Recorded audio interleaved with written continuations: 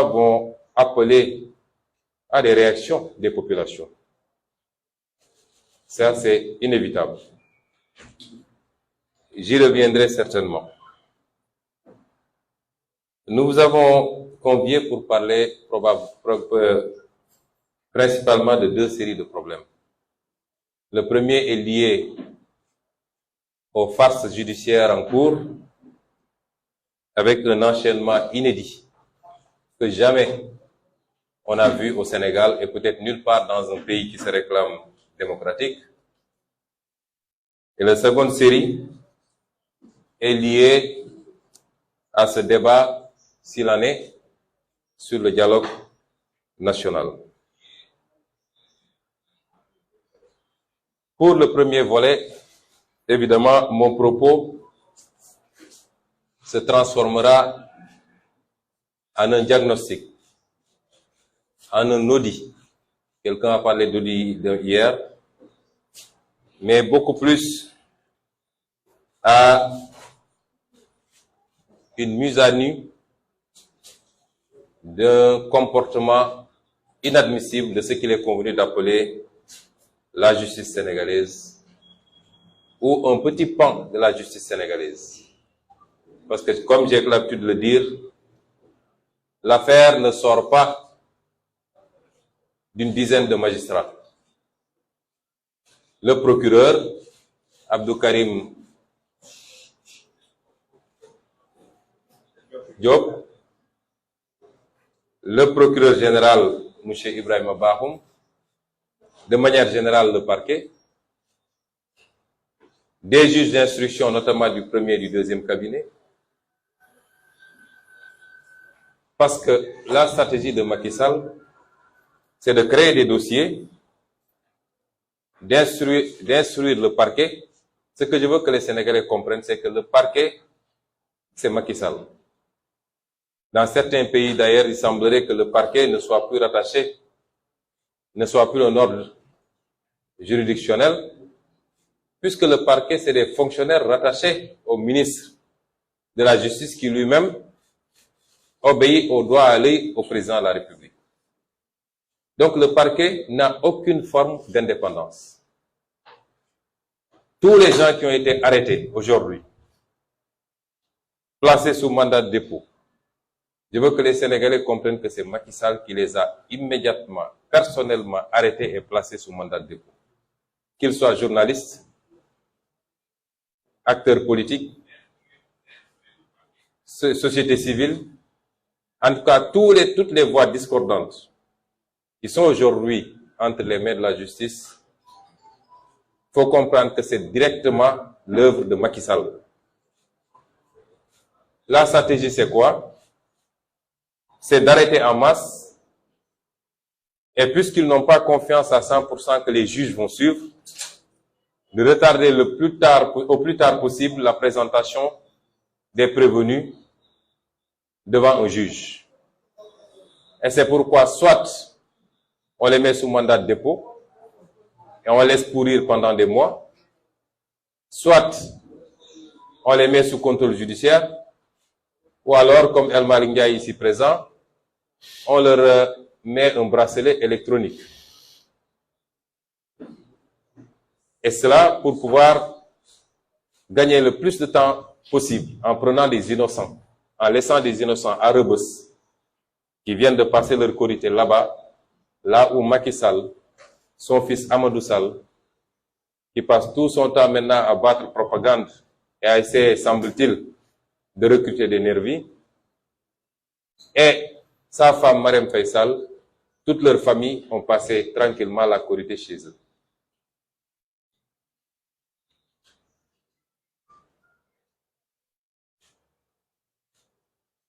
Une fois que la procédure est lancée, la seconde phase pour Macky Sall, c'est de se donner les moyens de trouver impérativement des juges suffisamment dociles, suffisamment couchés pour accepter de finir la sale besogne en prononçant des condamnations. Et vous comprendrez pourquoi cette frénésie dans les affectations des juges ces derniers temps. Il y a à peine 2 mois, il a procédé à un vaste mouvement en passant par les consultations à domicile. Et il y a à peine une semaine, il a procédé encore à des mouvements. Parce qu'il est à la recherche de juges qui accepteraient de faire ce qu'il veut, principalement pour Ousmane Sonko, mais également pour tous ces détenus politiques, dont il ne sait désormais plus quoi faire. Tout ceci me ramène à dire simplement que la justice est devenue l'un des maux les plus profonds de la société sénégalaise. Pas l'ensemble de la justice. J'ai toujours rendu hommage à cette écrasante majorité de magistrats qui disent non, qui refusent, qui se battent. Lors de ces dernières affectations, des magistrats ont été affectés. On m'a rapporté que des magistrats ont été rapportés, et de sources sûres, puisque ça vient de magistrats, simplement parce qu'ils ont refusé de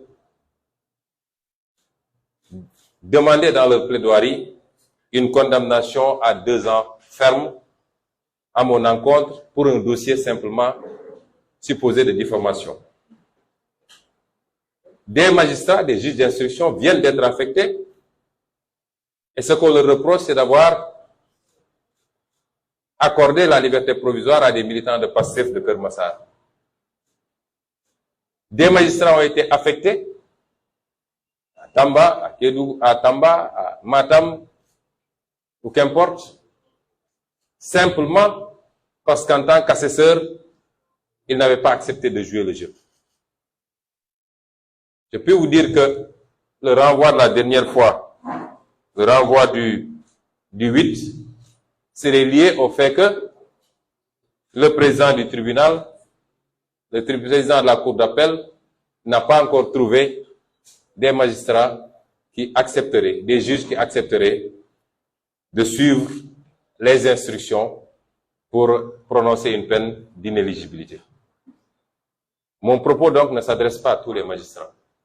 Je vous ai dit qu'aujourd'hui, c'est quelques postes au niveau des parquets, au niveau des cabinets d'instruction, au niveau de la Cour suprême et du Conseil constitutionnel qui risquent de mettre ce pays à feu et à sang.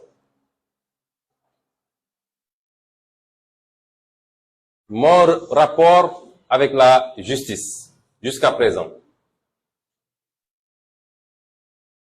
est un rapport fait de persécution, de violation de mes droits et de déni.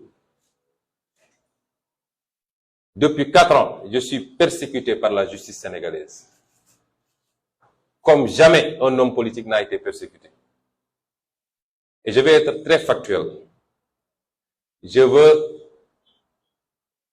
que les Sénégalais et les Sénégalaises, et je veux également que nos partenaires internationaux comprennent bien ce que je suis en train de dire.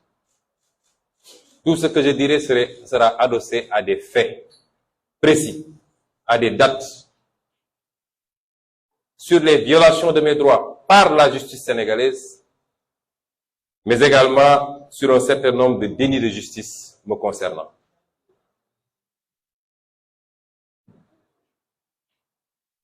Vous vous rappelez dans quelles conditions j'ai été radié de la fonction publique en 2016, sans que mes droits élémentaires n'aient été respectés.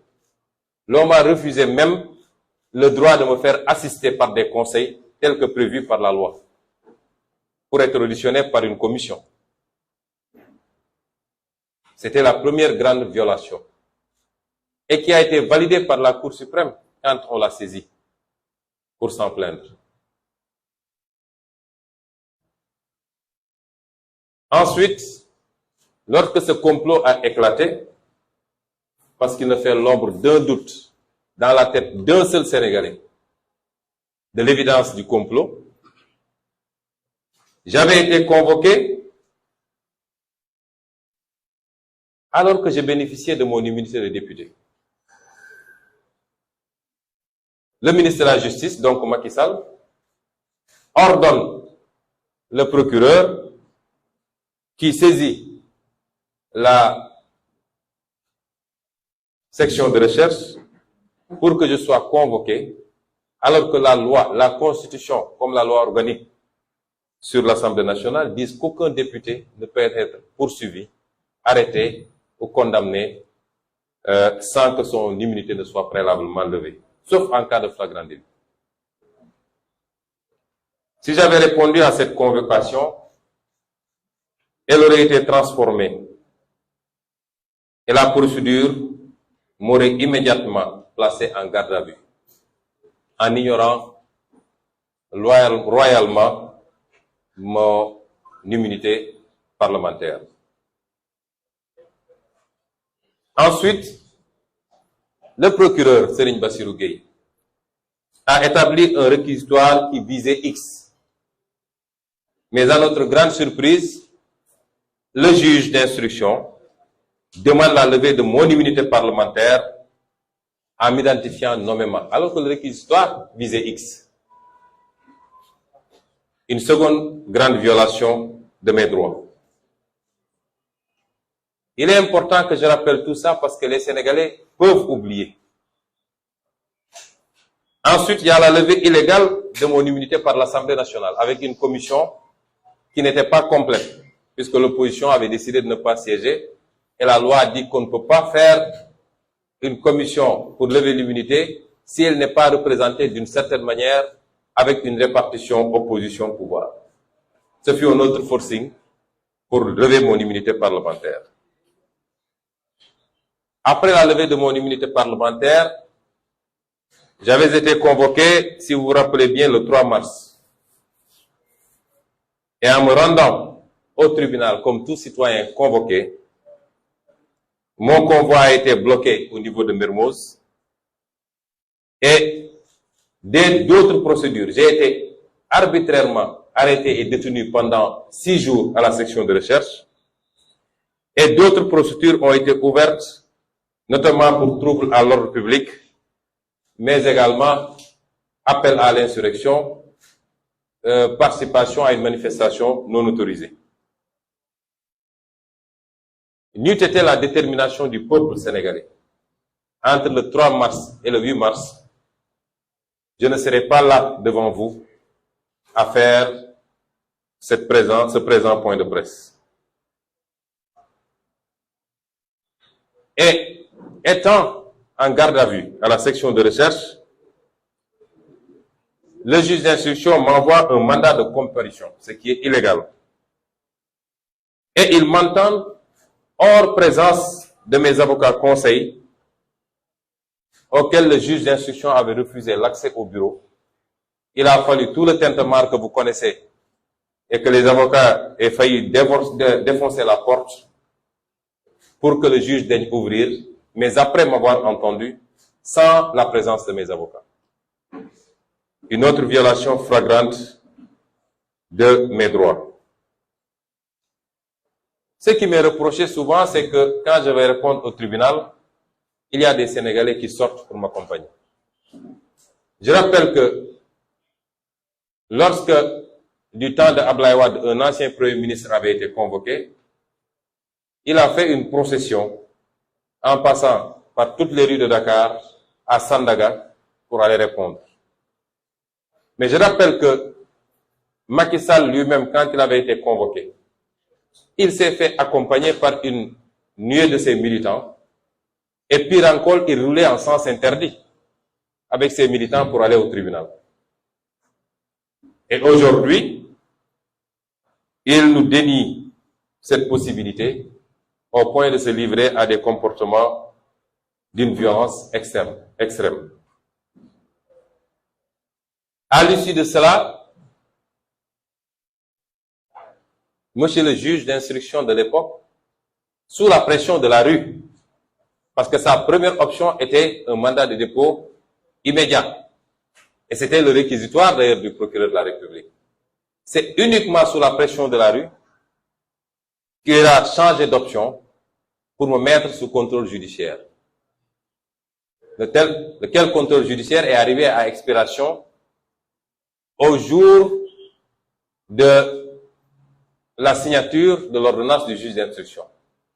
Mais de manière illégale, jusqu'à présent, on me refuse mon passeport, on me refuse tout déplacement en violation de mes droits les plus élémentaires. Depuis plus de 2 ans, j'ai demandé la levée du contrôle judiciaire, sans suite. Pire encore, 2 ou 3 demandes ont été introduites pour nous permettre de voyager et souvent le juge n'a même pas daigné répondre. La dernière demande qui a été déposée sur la table du juge Maham Diallo, il n'a même pas daigné répondre. Alors que la loi lui fait obligation de répondre à ces demandes.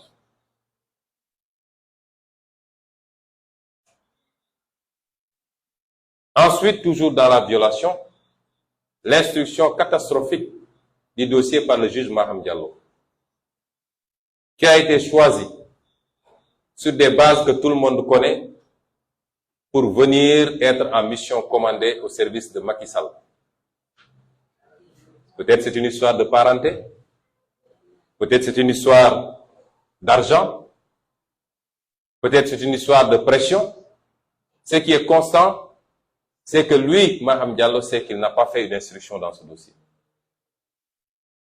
Il ne remplissait pas les conditions minimales pour gérer ce dossier, puisqu'il s'était prononcé 1 an et demi à l'avant sur ce dossier en publiant un article à charge contre moi. Il ne pouvait plus présenter les garanties minimales d'impartialité pour instruire ce dossier. M. Maham Diallo a fait fi de tous les éléments qui montraient que c'est un complot, une farce et un mensonge récupéré par l'État du Sénégal. Un certificat médical que tous les Sénégalais ont vu. Un gynécologue qui témoigne et qui émet plus qu'un doute et qui est menacé tous les jours et qui, avec des éléments à l'appui, en preuve, montre qu'il y a eu tentative de corruption sur sa personne par le juge, l'avocat Sow et M. Mahmoud Diallo. De faux prélèvements qui disparaissent, perdus dans la nature. Il a fallu que le juge, 2 ans plus tard presque, mette la pression, fasse un forcing pour obtenir un avis du centre. Ça veut dire que ça n'a respecté aucune procédure. Une enquête interne de la gendarmerie qui établit le complot et qui implique le procureur Bassirou Gueye dans la manipulation du PV. Des audios présentés par le dénommé M. Signas et confirmés par la plaignante qui, devant le juge, dit que c'est ma voix, effectivement c'est moi qui l'ai dit, mais je plaisantais. Des témoignages qui impliquent Macky Sall directement. Tout ça est dans les PV, figure dans les PV dans le dossier.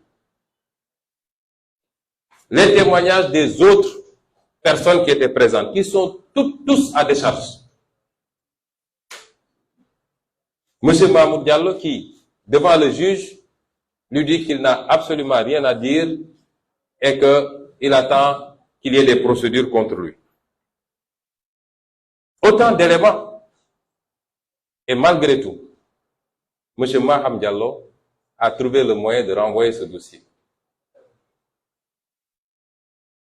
Je veux dire que je ne suis pas surpris d'ailleurs par l'autre dossier qu'on agite et pour lequel on retient un de vos collègues, messieurs les journalistes, concernant M. Frédéric Napel, qui est un acolyte et un complice de M. Maham Diallo.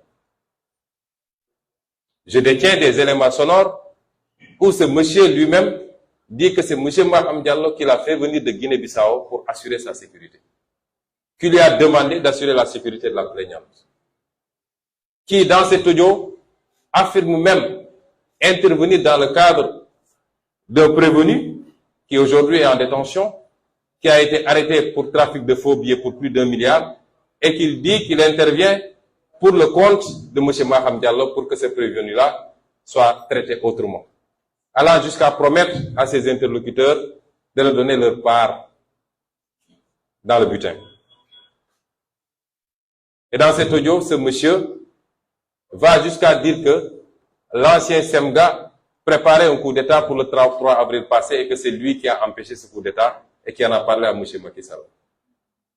C'est ces gens-là qui, aujourd'hui, fréquentent le bureau du doyen des juges et servent de relais entre lui et autre chose.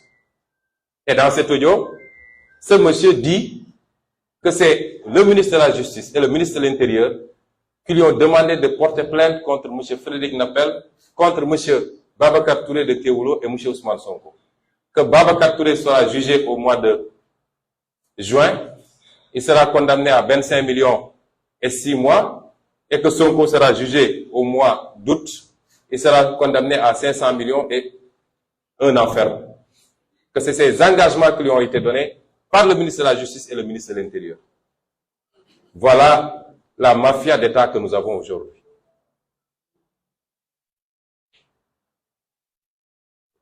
Toujours dans le registre de la violation de mes droits,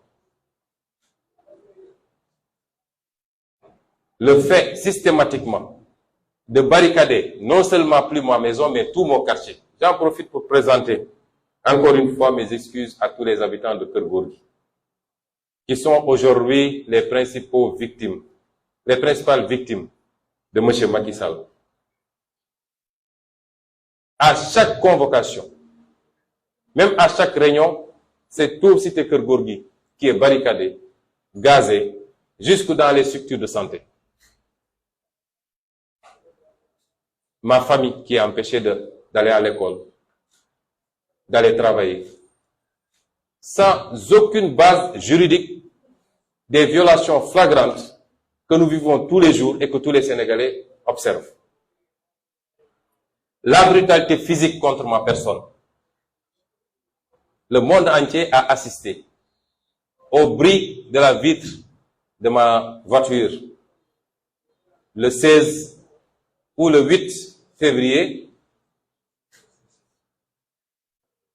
Le 8 février, si je ne m'abuse, c'est le 8 février, le 16 février, au bris de la vitre de ma voiture, avec une violence inouïe, parce que ces caissons de bouteilles auraient pu me causer des blessures, soit à l'œil, soit à la gorge, que des agents de l'État puissent se comporter comme des brigands pour casser la vitre d'un honnête citoyen qui ne présentait aucun danger pour eux et l'extraire de force de sa voiture pour le mettre dans un fourgon et le contraindre à aller chez lui, c'est inédit. Ça ne s'est jamais vu dans une démocratie. Et tout le monde a assisté à cela. Et si ça se limitait à ça, mais il n'y a aucune occasion où au moins 4 ou 5 ou 6 des véhicules qui m'accompagnent ne soient saccagés par ces forces de l'ordre, qui se comportent comme des bandits, qui viennent trouver un véhicule garé pour casser les vitres sans aucune explication. Toujours dans ce registre, le traitement fait à mes avocats. Parce qu'aujourd'hui, personne n'est épargné. Tous ceux qui sont proches de Sonko sont des hommes à abattre pour Macky Sall. Presque, il y a 2 ou 3 ou 4 de mes avocats qui sont aujourd'hui persécutés par le barreau. Ils n'aimeraient pas que j'en parle. Je ne l'ai pas appris d'eux. Aucun d'eux ne m'en a parlé directement. Mais j'ai eu l'information que Maître Ousseynou Fall, Maître Abdinar, Maître Babacar Ndiaye, Maître Abdoulaye Tal, etc., Maître Clédor Ciré, quasiment tous mes avocats sont sous le coup de poursuites de la part du barreau. C'est même barreau qui refuse de faire son travail parce que j'ai écrit moi au barreau. Avec l'arrêt de la Cour d'appel, l'arrêt définitif de la Cour d'appel de Paris, qui montrait qu'un de leurs collègues a fait l'objet d'une condamnation définitive pour agression sexuelle et qu'il ne doit plus exercer le métier d'avocat. Et le barreau ne veut pas prendre les mesures qui s'imposent. On fait des simulacres de procédure pour dire aux Sénégalais qu'il a un sursis, etc. Alors que ce monsieur ne doit plus plaider en tant qu'avocat. C'est les textes du barreau. Je ne l'ai pas inventé. Le drame avec Macky Sall, c'est qu'il ne laisse plus aucun segment. Aucun segment.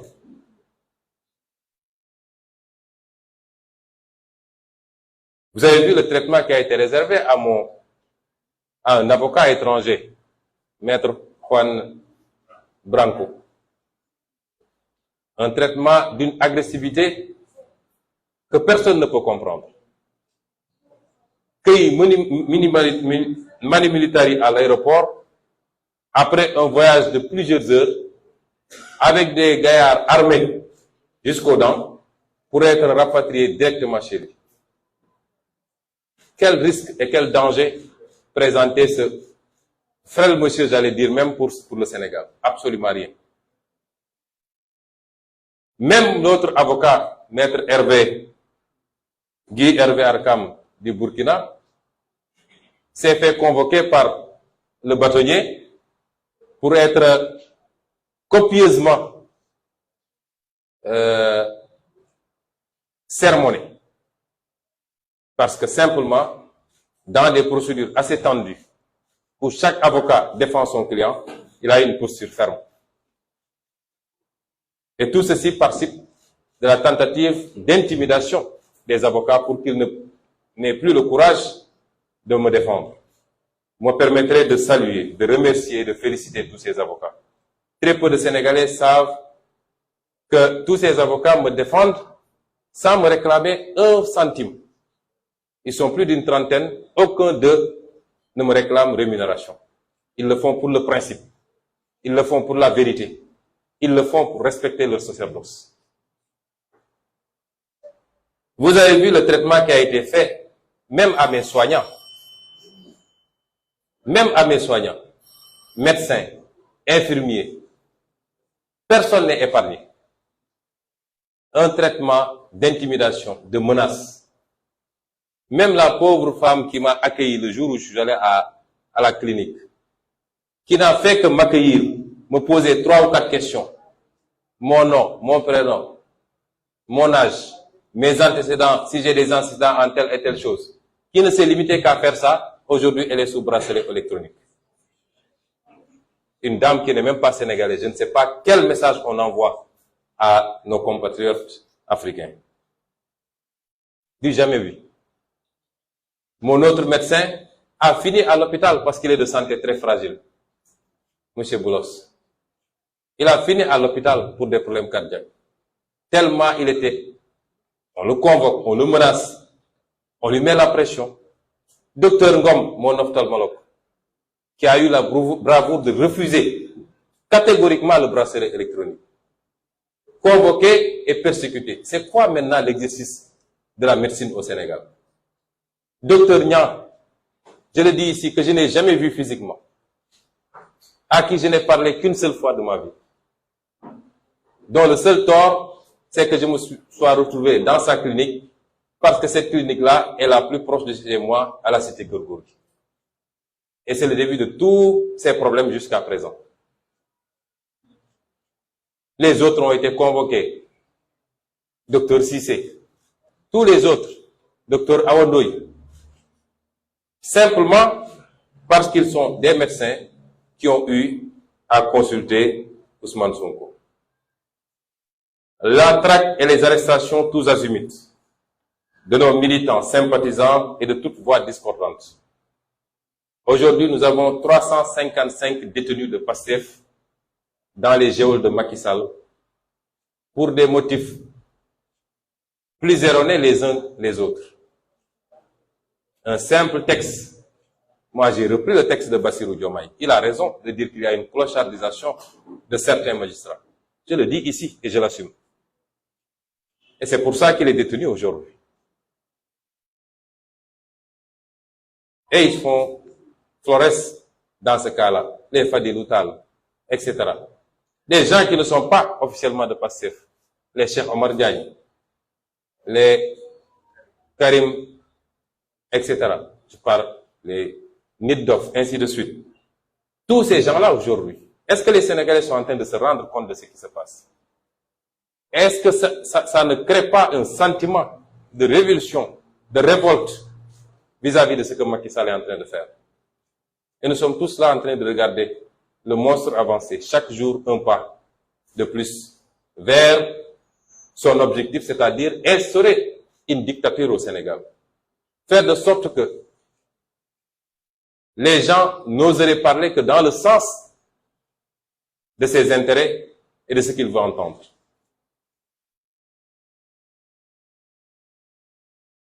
Toujours dans la violation de mes droits, la semaine passée, la Cour suprême a sorti un arrêt qui rejetait le pourvoi que nous avons fait. Et cet arrêt marque un revirement jurisprudentiel. Car pour la première fois dans l'histoire de la Cour suprême, le juge de cassation rend une ordonnance d'irrecevabilité en allant au fond des choses. Vous savez que la Cour suprême n'apprécie pas du fond. Pour la première fois, un juge de la Cour suprême apprécie le fond des choses, et alors que cela est de la compétence de la Chambre composée de plusieurs magistrats, mais ce n'est pas de la compétence d'un seul juge. Et le texte dit que si le pourvoi est manifestement irrecevable, le président de la Chambre prononce l'irrecevabilité par voie d'ordonnance. Or ici, le juge va contourner le problème en vidant le fond de l'affaire pour revenir parler après d'irrecevabilité. Les juristes savent de quoi je parle. Juristes universitaires, avocats, magistrats, tout le monde sait que ça c'est une mascarade que la Cour suprême vient de faire. Et c'est constant, ces comportements de la Cour suprême. Toujours dans le cadre de la violation de mes droits, la rapidité avec laquelle les affaires sont enrôlées. On n'a jamais vu la Cour d'appel enrôler un dossier alors que le délai d'appel n'est même pas arrivé à terme. La loi dit que moi j'ai droit à 1 mois pour déposer mon appel. Et vous ne pouvez pas enrôler le dossier avant la fin de ce mois-là. Et le juge Bahoum trouve le moyen, lui, d'enrôler un jugement rendu le 30, il enrôle le 17. Ça, c'est unique dans les annales judiciaires du Sénégal. C'est du jamais vu. Et le renvoi également, pas le renvoi, mais l'enrôlement de cette farce de viol supposé. Alors qu'aujourd'hui, il y a des centaines de dossiers qui attendent en chambre criminelle depuis 3 ans, 4 ans, personne n'y a touché. Et tout de suite et maintenant, on nous dit qu'on va enrôler un dossier concernant Ousmane Sonko. Toujours dans la violation de mes droits, la tentative d'assassinat contre ma personne. Je l'ai dit ici, ils se sont fondus en toutes sortes de commentaires, et je peux vous dire que tout le harcèlement qui a été exercé sur mes médecins était lié à cette affaire-là. Je l'ai confirmé à plusieurs reprises, et je le confirme aujourd'hui encore. Nous avons envoyé les éléments hors du pays. Nous l'avons envoyé particulièrement dans 2 pays, dont la France. Puisque nos laboratoires ici, non seulement ne peuvent pas le faire, mais le problème, il est plus compliqué, c'est que même les laboratoires ont été convoqués à la sûreté urbaine. Bio 24, etc. Ils ont tous été convoqués pour leur dire, est-ce que vous avez reçu des échantillons pour analyse? Vous comprendrez bien que si on avait envoyé ces échantillons ici, on n'aurait jamais eu d'analyse. Et ce que ces analyses ont révélé, puisque nous l'avons envoyé à un laboratoire d'expertise toxicologique qui s'appelle Expertox. Vous pouvez entrer sur Google, vous verrez que c'est un laboratoire sérieux. Et ce laboratoire a conclu à la présence d'un produit qui s'appelle dihydroxy 1. Il y a 2.2 dihydroxy 1 plus phényléthanone. Vous savez, les noms scientifiques là, c'est compliqué. Phényléthanone. C'est ce qui a été retrouvé dans les habits que je portais ce jour-là. Et si vous regardez maintenant, nous avons consulté un biologiste pour avoir plus d'éléments. Ce qui est dit ici, de par les résultats envoyés, nous constatons la présence du dihydroxy. Il dit, c'est un produit qui présente une toxicité. Une toxicité.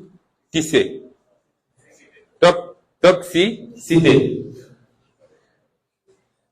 2 points. Intoxication aiguë en cas d'ingestion orale, 100%. Provoque une irritation cutanée liée à l'activité corrosive, 100%. Provoque une sévère irritation oculaire, voire grave, 100%. Peut irriter les voies respiratoires. On note une familiarité par rapport à l'acétophénone. Donc, il est possible, de par le contexte que vous avez expliqué, que le produit initial soit un dérivé, notamment le chloroacétophénone, communément appelé gaz CN, qui est un gaz anti-émeute, qui de plus en plus est remplacé par le gaz CS ou les dérivés du capsicum à cause des effets toxiques qui peuvent être néfastes. À forte concentration dans un espace confiné, il a été décrit des cas de létalité en rapport avec une intoxication aiguë, notamment le décès survient dans les suites immédiates de l'exposition avec des lésions d'œdème aiguë du poumon, voire d'hémorragie pulmonaire. Voilà le produit qui nous a été aspergé ce jour. Et je vois d'ici ce qu'ils vont dire. Oui, il n'a qu'à prouver que ce produit-là a été aspergé. Nous avons les vidéos, heureusement. Nous avons la vidéo. Au moment où nous aspergeons ce produit, ils avaient réussi à éloigner tout le monde. Il n'y avait que les éléments de la BIP et du GIGN autour de la voiture. Et vous avez vu qu'on dit que c'est un gaz qui est utilisé comme anti-émeute. Qui peut utiliser un gaz anti-émeute ici? Qui dispose de ces produits toxiques ici? Croyez que ça court les rues et que le citoyen lambda peut l'avoir? Quand ça se faisait, il n'y avait que les éléments de la police et de la gendarmerie nationale autour de la voiture. Personne d'autre. Et la vidéo, elle est là. Nous l'avons bien sécurisée. Puisqu'il y avait Ndeye Fatou Mbodj à l'arrière de la voiture et qui filmait. Ça s'est fait devant des témoins. Guy Marius Sagna était là. Zach Diop était là. Ndeye Fatou était là. Beaucoup de témoins étaient là et ont vu. La deuxième chose, ce produit, ils vont dire que nous n'avons pas respecté la procédure, parce qu'il y a une procédure avec des scellés, des ceci, des cela. C'est maintenant qu'on va commencer cela. Parce que l'ensemble des éléments sont encore dans le laboratoire, bien gardés. Lorsque nous allons démarrer nos procédures, le juge qui s'appropriera du dossier pourra aller écrire au laboratoire ou se présenter au laboratoire, il trouvera tous les éléments, il peut faire les contre-expertises qu'il veut. Et ça confirmera la même chose. Et c'est pourquoi je dis qu'il y a une tentative d'analyse, d'assassinat. Que je considère, j'ai pas dit meurtre, parce que la différence juridiquement entre l'assassinat et le meurtre, c'est la préparation, la préméditation même. Je considère que c'était prémédité ce qui s'est passé. Parce que nous asperger de ce produit dans un endroit clos, comme le dit le document, c'est-à-dire dans une voiture fermée. L'objectif qui était recherché, c'était de nous assassiner. Et ceux qui l'avaient fait avaient tous porté, eux, des masques. Nous n'en avions pas. Et c'est pourquoi nous allons traiter ce dossier comme ça se doit. Les avocats, aujourd'hui, les actes à poser, et nous les poserons. Ceci a entraîné des conséquences en matière de santé. Tous ceux qui me connaissent et qui m'observent s'inquiètent de ma santé, effectivement. Je suis d'une santé très fragile depuis quelque temps. L'IRM qui a été réalisé également a révélé des choses qui peuvent prêter à inquiétude au niveau cervical. Au niveau du cerveau, c'est beaucoup plus approfondi. Mais avec la dictature de Macky Sall, qui aujourd'hui nous empêche de sortir du territoire, nous sommes obligés de gérer. Mais je voudrais dire à tout le monde que je tiens Macky Sall pour responsable de tout ce qui pourrait m'arriver. Et je demanderai à tous mes proches, politiquement, familialement, et toutes sortes de proximité, de se donner les moyens de rendre tous les coups qu'on nous a donnés si ça continue comme ça. Je l'avais dit, c'est ça le sens du Gatsa-Gatsa.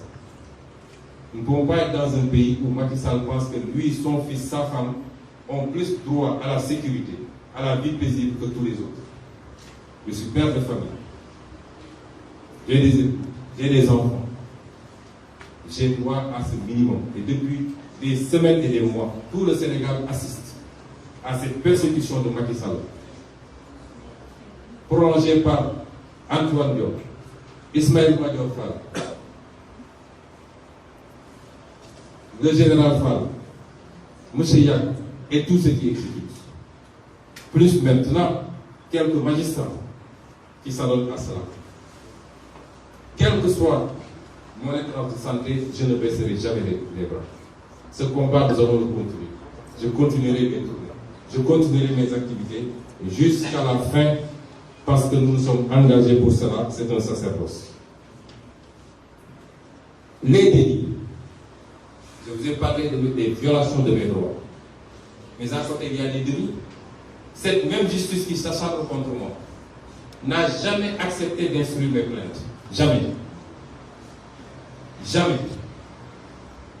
Depuis ma radiation, en 2016. Ensuite, nous avons le cas de notre sœur Maria Massaya, assassinée sauvagement en 2017. Jusqu'au moment où je vous parle, la justice sénégalaise refuse de connaître le traité de ce dossier. La plainte sur les 94 milliards contre M. Mamoud Diallo, que j'ai déposée le 4 mai 2018, sur la table du procureur Abdou Karim Diop, c'est que cette plainte est sur sa table. L'OFNAC a sorti un rapport pour dire que tout ce que Sonko a dit est vrai.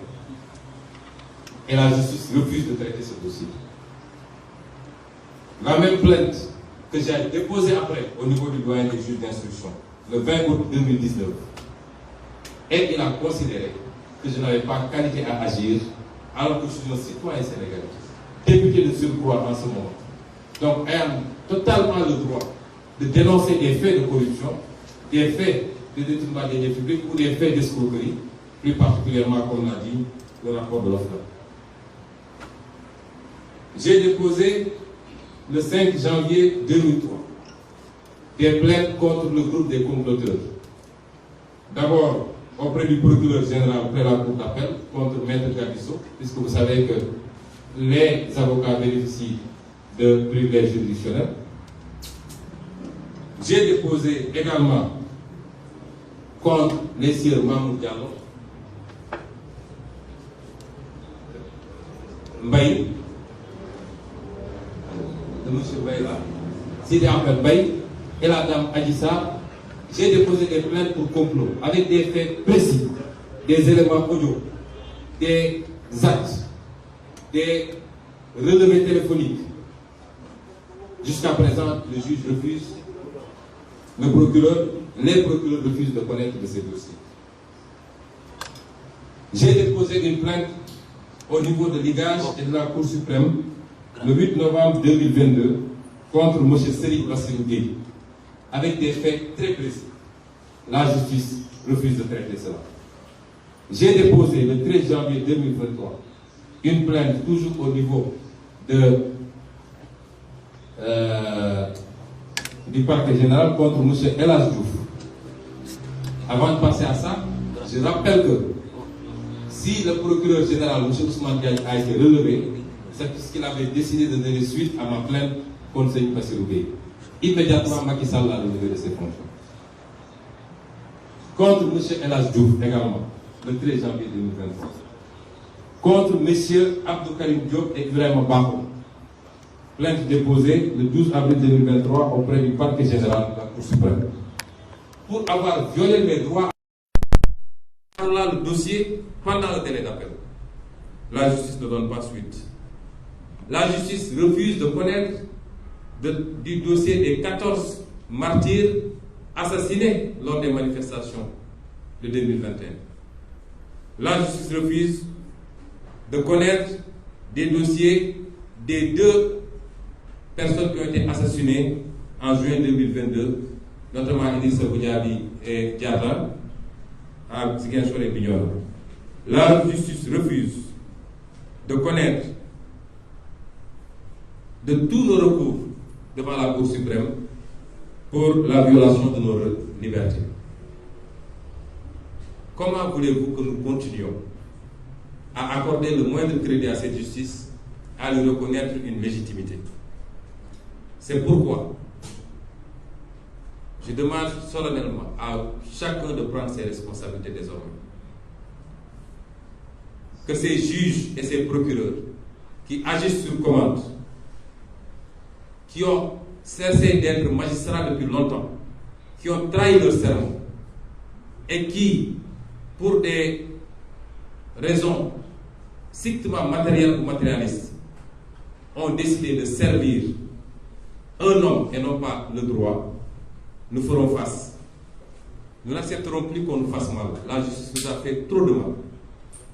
Trop de mal.